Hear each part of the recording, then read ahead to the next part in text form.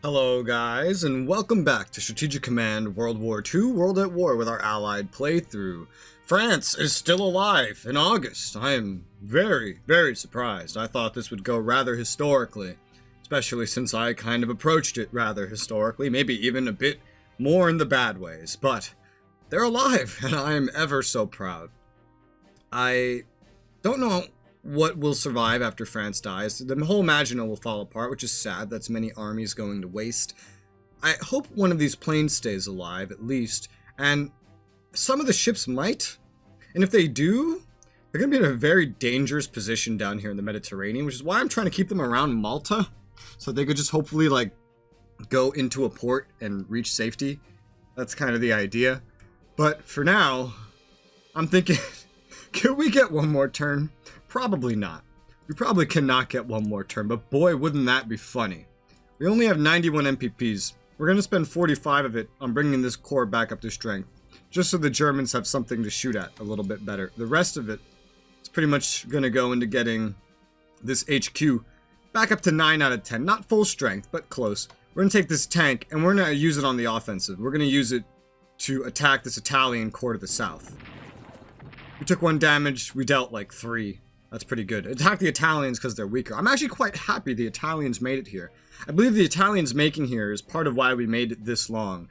Because the Italian tanks and the Italians in general are just far weaker than the Germans. Look at all their upgrades. These little 1 numbers denoting upgrades. This tank cannot attack twice because it has no upgrades. Their infantry is not as strong because they have no upgrades. There's very little way that I could effectively use anything on the Maginot. Again, it's wastage. I fucked up there.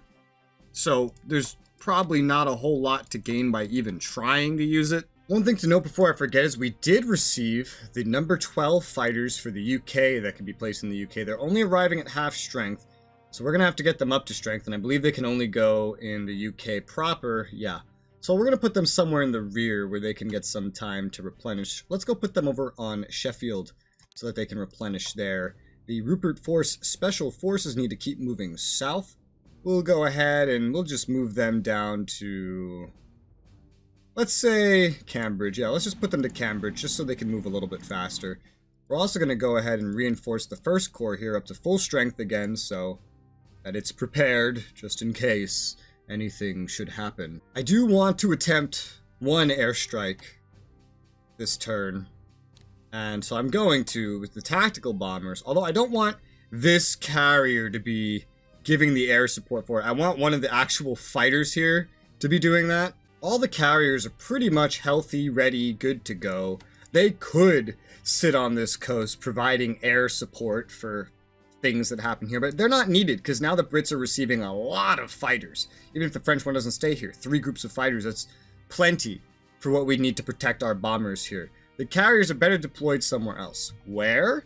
I don't know, but somewhere else would probably be smart. As a result, I'm going to try to get the carriers over in a formation. Now, they cannot get very far right now, so we'll just try to get them as far as we can. So the Ark Royal carrier is going to sail its way over here into the St. George's Channel. All the carriers are going to kind of come over here and group up off the coast of Ireland as we try to get them into a position. I assume these red things here are mines that would hurt the enemy.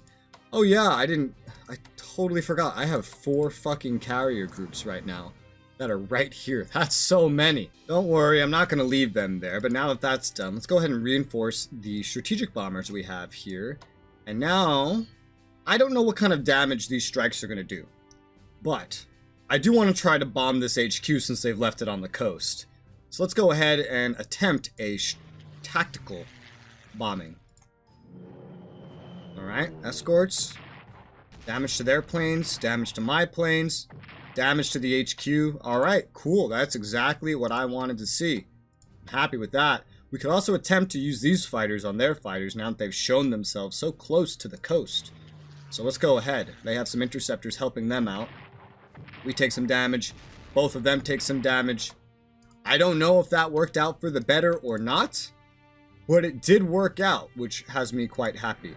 I'm going to move this fighter over here for a moment so I can move these TAC bombers down. I'm trying to get my positions more finalized, assuming that I'm going to leave them, and I'm kind of understanding the range that I have at my discretion a little bit better as time goes on. Now, these fighters are going to need a repair, so next turn is going to be big repair time for all the British fighters. There are still some British ships that need upgrades and repairs that are in their ports. So let's go ahead. Anti-air defense naval weaponry for the Hood battlecruiser.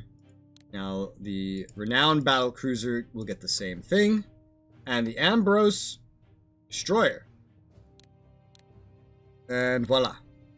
Cool. That's almost everything with, like, all the upgrades we would want. That's pretty good. Because we're going to get this massive carrier group out of here. I don't fully know where it's going to go yet. But I do know I want the British Navy focusing on the Atlantic. So, we need to start grouping things up a little bit. So we have one destroyer up here. I do remember us having another destroyer. Yeah, it's right here and it's not upgraded. So let's send that down to HMNB Devonport. Okay, well that's where you're going to upgrade when you get a chance. Right now, the light cruisers in the front are our best screen by the looks of it. And I don't have any more at the ready, unfortunately. But we can go ahead. We're going to move... Actually, these light cruisers, looking at it, they still need their upgrades as well. So, yeah, that's great. Alright, well maybe we could do something else then. Maybe we could do like a heavy cruiser screen at the start here. Yeah. So let's get this battleship out of the docks. Let's get the light cruiser into the docks. Let's get the Belfast light cruiser into the docks. Get the Cumberland heavy cruiser out of there, that's for sure. These two heavy... I don't know. These two heavy cruisers confuse me. We're going to get a fuck ton more destroyers later. And that will be ever so needed. We're going to sail the Suffolk heavy cruiser down. We're going to sail the Norfolk heavy cruiser down similarly. We are going to send the Cumberland heavy cruiser to the front of our big carrier group. We don't have an insane amount in range that could fill the role that I want it to. Not without... kind of forcing our way over there with naval crews. But if that's what we have to do, that's what we have to do. I can't do it with the ones I already moved, which is a shame. But we'll do it with this one. For example, get you right over there. And is there anything left? Well, there's a battleship up here. We'll go sail that battleship down. We'll sail another battleship just into the rear of the formation here. It might actually go in the front. Who wants to see a battleship screen?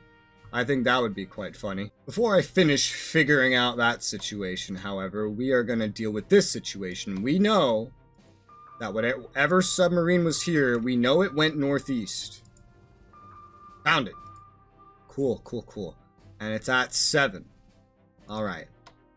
Let's send our first British destroyer, the Bulldog destroyer, after, which has been engaging it this whole time. God, this could use some naval weaponry. All of these could use upgrades of sorts. We did take some damage.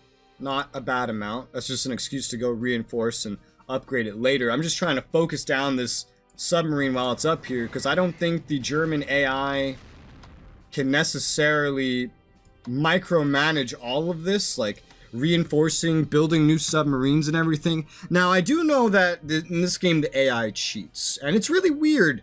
Like, there's a whole Steam post I saw where the developer's like, does our AI cheat? Or no, it plays by the same rules. And then there's like an entire essay on every single cheat that the AI has, from getting free units, to getting free technology, to getting free this, to getting free that. It's pretty crazy. So technically speaking, even if I do force the AI to go ahead and spend on some more units, it will still get certain technologies for free that the developer deemed that they needed. Even if I do kill units, they will still get units for free. This is problematic, and it takes away a lot of the strategy in the game. It takes away a lot of the feeling of progression and the accomplishment you feel when you accomplish something good, because you know that the AI is just going to cheat spawn a new unit, for example, to replace it like a script kiddie with a mod menu. So that's unfortunate. I don't know why the developer did that, but this seems to be very common in games like this. However, we're going to pretend. We're going to pretend that this is actually something really, really good and really, really helpful that we're doing. Alright, cool. So we have still maintained a visual on the enemy. I'm trying to maintain a visual on him at all times. Let's get the Canadian up here to join the fray, join the fight against him. Go ahead. Nice. Yeah, trading some blows, trading some damage, but I know we have the superior naval force on the Allied side. The Germans do not. Their land control over Europe is what's going to allow their ships to escape, now that I've seen what a danger sailing into the Dagger Bank and soon the Channel will be. But if we start tearing it apart as soon as possible, if we keep doing damage, then hopefully with all the free units, like even with all the free research that the developer deems that Germany and etc. should be able to cheat in, the amount of damage that we do could be good enough that it will still slow them down in some way and still make it easier for us in the long run. I think I'll go ahead, and even though this is actually not too important, I'm going to just surround it. Even though our zones of control don't necessarily stop it from moving, I think surrounding it might be good. In fact, if we surround it like this, we can kind of encourage it to go northeast and make me sail back towards the UK, where we will be able to then upgrade our destroyers when they get there. Now, what else, if anything, can we move? We have the Nelson battleship, which, as I said before, we'll go ahead and sail here, but we have nothing else to form the front in front of these aircraft carriers. So, fuck it. Let's put a battleship there. What's the worst that can happen, I say, already having lost 1/3 of the battleship fleet that the UK starts with? What's the worst that can happen? What could they possibly do to make me regret this decision? Now, let's look at the British in Africa. We have the 2nd South African Corps, which is going to commence another attack on the 2nd garrison of the Italians here, doing way worse than it was advertised that we would do. We're also going to go attack with the 1st Corps again, even though their readiness and morale is in the fucking shitter. We're going to move them back right next to the HQ because both of these guys really could use some reinforcements, because my push here was a little too aggressive. I highly overestimated my potential supply that I would have here. So, yeah, that was a mistake. However, the Sudan Defense Force Corps is back up to snuff. Still no infantry weapon upgrades we could ever impart to him. So let's just go ahead and attack the Massawan garrison. Hey, actually performing beyond expectations. We still have this Parthian UK sub over here. I am content to leave it here because I want to leave it here just in case anything pops up. You never know, like a German ship could come around, an Italian ship may eventually find a way around. A Japanese ship could eventually come over here, and having something here to patrol seems important to me. So, especially because this is now where all of our convoys route, and we don't actually have anybody over there at the moment. So that definitely seems important. With the French Navy, I don't think there's actually very much we can find, even if we go looking. Yeah, no, not really. Which is a shame. I'm going to go put the battleship in port rather than the heavy cruiser, because it's just worth more, and again, all this stuff might just despawn next turn anyway, but let's go ahead and sail you around. We'll have to see how this develops. For now, let's go ahead and do what we were going to do. We're going to move forward up to Tobruk, which, ooh, okay. Their supplies low, morale readiness low. Hopefully what we did last turn helps. We do have the Desert Field Artillery here. It has 2 shells, which is good. I guess that's probably especially good for defensive fire. We are in range already with our Desert Air Force Tactical Bombers. Let's go ahead and try to use this immediately. They had nothing protecting this at all. There was nothing that fired back at me except like the enemy plus the town itself. So that's actually not so bad. Now we'll take the Desert Recon here. We'll move it up closer to the border. We can see it's pretty safe over here. This isn't much of an entrenchment position, but I'm going to go ahead and I'm going to move the anti-tank just ahead, just in case something that I'm not expecting pops up. The HQ will move forward 1 tile. The Air Force Tactical Bombers are going to move forward a tile. And the fighters are going to move forward... I guess this works. It's, well, yeah, but yeah, we'll put it over the city. I'm really not too sure about the moves I'm making here. I don't know what's smart. All I know is this is an army, is very dug in here. And yeah, its entrenchment is high, its readiness is low, morale is low, supply is low. I hope to continue to bomb it, and I do want to hit it with... Wait, can I hit it right now? Even though I already moved? Okay, no, I can't. I was wondering, I was like, wait, what? Usually in games like this, artillery can't fire when the artillery moves, and that's exactly what the case is. If this attacks us, we can fire off defensive artillery, as I've now learned. If it does not attack us, using the Desert Recon and such, hopefully its great action point, its great movement range, we might be able to surround it a little bit and then go on maybe a full offensive. I don't really know. We're not in entrenched positions right now, so I kind of want to see if this thing decides to just attack us. And after all that, we still have 239 MPPs with the Brits. That's pretty nice. I could put that into maybe getting some more units. I could put that into research. I could put that into a lot of places. But seeing as I'm not fighting a player, and I don't expect this Axis AI to go too off script, I'm going to go ahead and I'm going to put it into research, because there's stuff we could use. For example, ground attack weapons could come vastly in handy for all of our tactical and, I guess, medium bombers, whatever those are. I've only seen the Japanese with those. So I'm going to go ahead and I'm going to put that into research, because there's 3 researches we can get for that, and I figure I might as well get started on it. It costs 175, it gets us closer to our maximum research, although we're hitting a limit of that kind of thing. We still have 64 that I can use, and there's, once again, nowhere imminent to use it. So I'm going to put that into diplomacy. I'm going to go ahead and pour that into Finland, so we have 4 chits on them out of the maximum of 5, 20% chance a turn of moving them closer towards us. If we can get Finland in, that'll be pretty nice. I think Greece is guaranteed to join. Theoretically, Hong Kong as well. I don't quite understand Iraq's situation. They're currently sending me stuff, which is why I'm just not sure. Burma, again, I feel like might join us. Brunei would be guaranteed. A lot of these I feel like would be guaranteed, but I don't actually know that for a fact. I just know Finland will not be guaranteed, so that's why I want to go for them.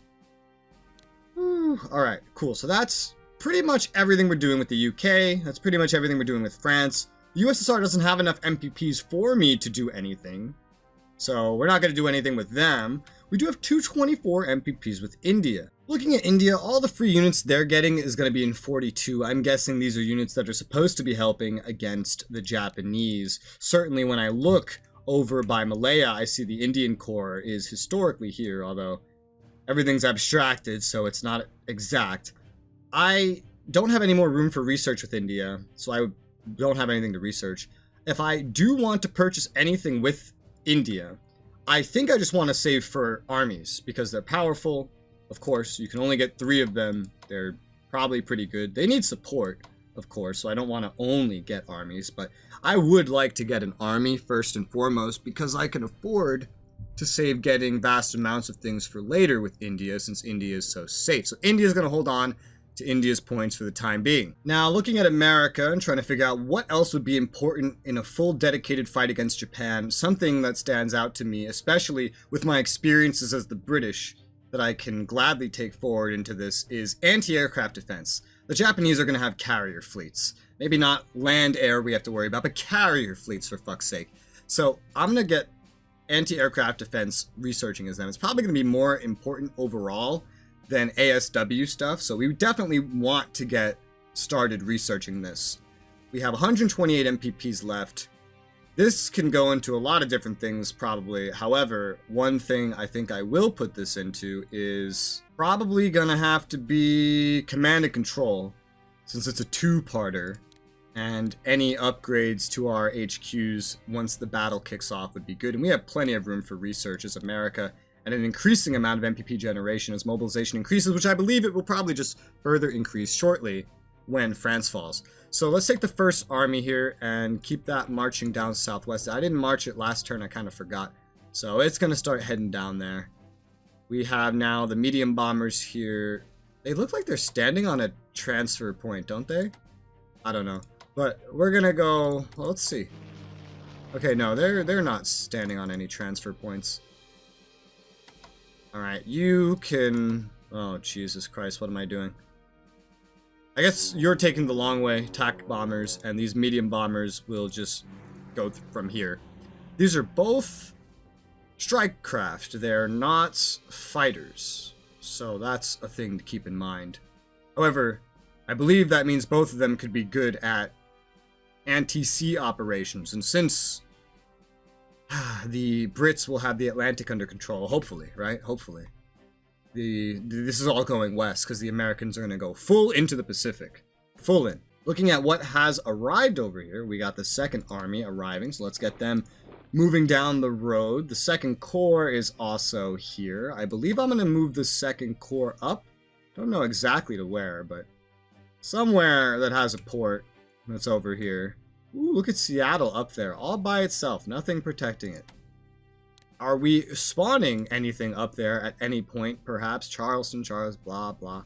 Yeah, no, we're not. At least, not that I know of. This game has events that give you things as well, but it's not always very clear when you're going to get things. So I'll have the Corps start moving up north. Because I think I might go park it over by Seattle for the time being. Because that could be a good point to deploy from. It could also, I don't know, it could use a garrison. I might just leave it at San Jose. Really, I have no idea what I'm doing. Now, taking a look at the Chinese front. The money's still pouring in from the Hanoi Railroad, thankfully. We finally have a chance to go ahead and upgrade the Chinese fighters to advanced fighters, so we're definitely going to go ahead and take this chance.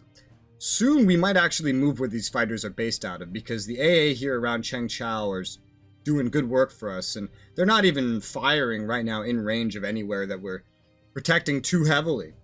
The enemy AI has focused down some interesting points. Now, they very wisely focused down the 5th Chinese Army here, but we're going to go get that back up to strength immediately.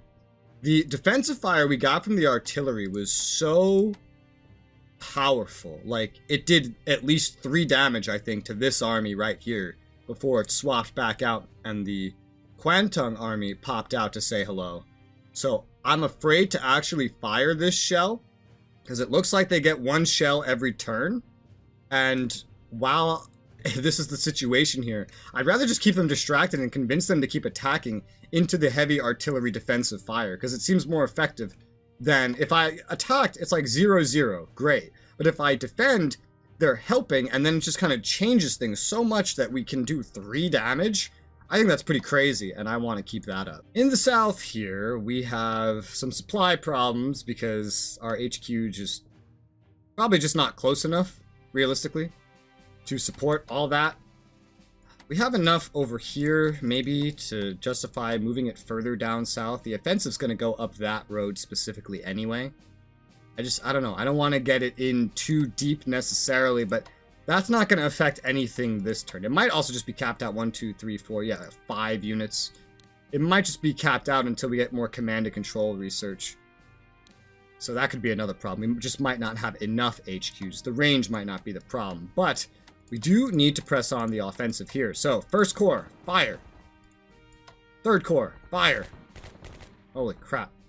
Well, I mean, each side's gaining experience from this, mostly the Japanese, which is not helping. We're going to swap this unit in. You go ahead and attack as well. The enemy readiness and etc. is so low. They have no entrenchment. The fact that we're not pulling this off is a little frustrating.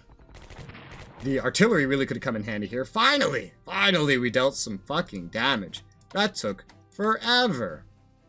We're going to go ahead and move the HQ out of Hengyang into the mountains nearby, closer to the offensive. Hopefully it just gets the memo of what I want to prioritize around here. Oh, look, you have experience. Did you start with that? Yeah, you might. You might just get experience from helping units that take part in attacks. The L Corps here is still under massive assault, so we're going to get that back up to strength. Kind of happy that they're focusing on it. Their focus on it is kind of helping me out and making it easier. It's probably the way to word it. To do the things that I'm trying to do.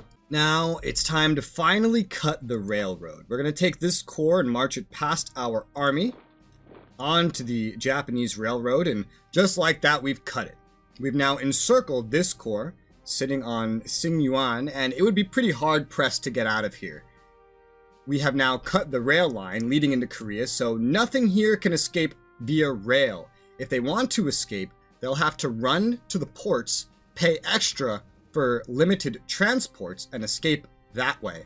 Hopefully this also can affect their supply, as it's all going to draw from this region and hopefully nowhere else. I believe this shows like my supply. I don't know that this is not showing theirs.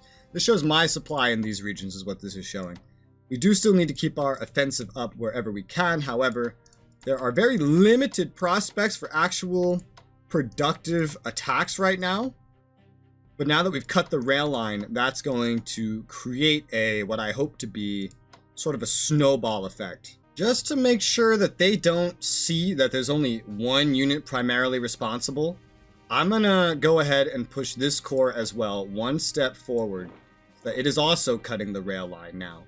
And in its place, we will move up another core. I'm not moving the armies up into the extreme danger zones, because I want the armies more for destroying units and backing things up. The cores are more the sacrificial lambs right now in this operation.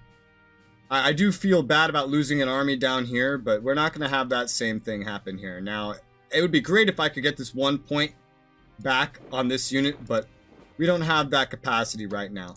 We are going to reinforce the 23rd Army back up to 10, so that they're not tempted to prioritize it. Rather than attacking the garrison immediately, I did move the 2nd Corps up, knowing there'd be room up here to do something with it.